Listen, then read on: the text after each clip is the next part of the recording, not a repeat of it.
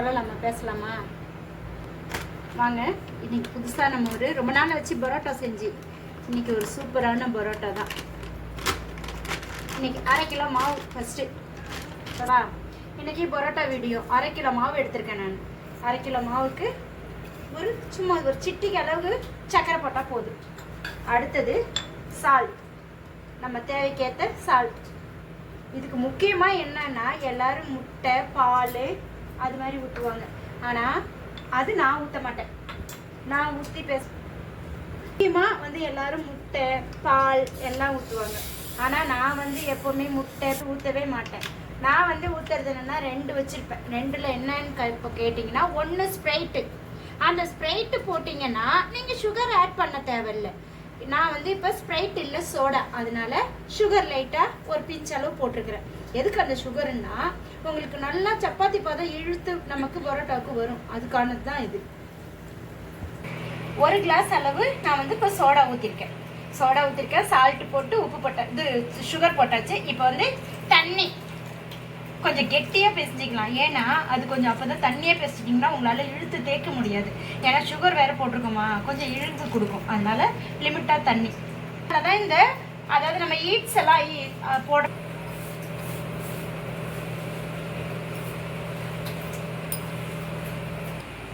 கொஞ்சமாக ஆயில் போட்டு நல்லா மாவை அடித்து பிசைஞ்சிக்கணும். என்னதான் நம்ம சோடா ஊற்றினாலும் உடனே அது ஒரு 1/4 மணி நேரம் 1/2 மணி நேரம் உடனே நம்ம போடுறதுனால கொஞ்சம் நல்லா சாஃப்டாக பிசைஞ்சிக்கணும்.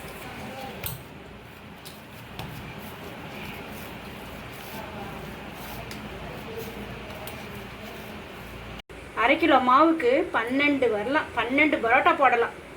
பாருங்க, 3 14 பீஸ், 14 பரோட்டா போடலாம். அப்போ 1 கிலோவுக்கு 28 கணக்கு வச்சுக்கோங்க.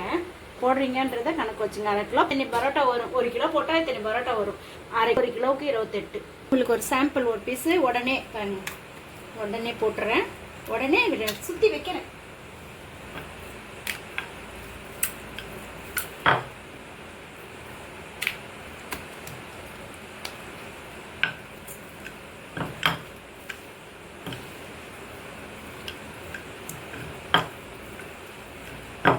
நம்ம நைஸாக தேய்ச்சோம்னா அழகாக ரோல் ஆகும். நமக்கு கடையில் கிடைக்கிற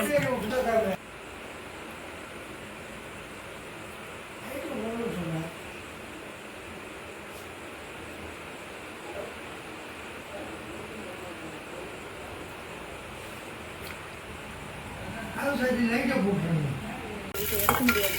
ரொம்ப நாள்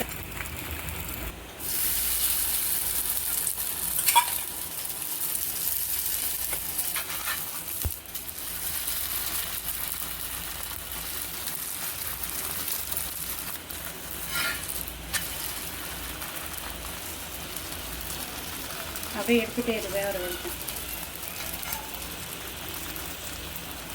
ஒரு வரைக்கும் ஓகே ஓகே. சூப்பராக வந்திருக்குல்ல.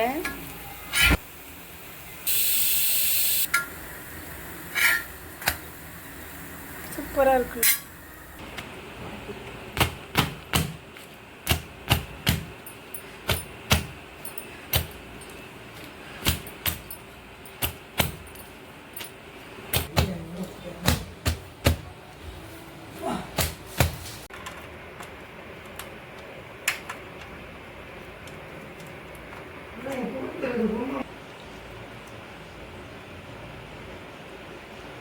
Rumah saja.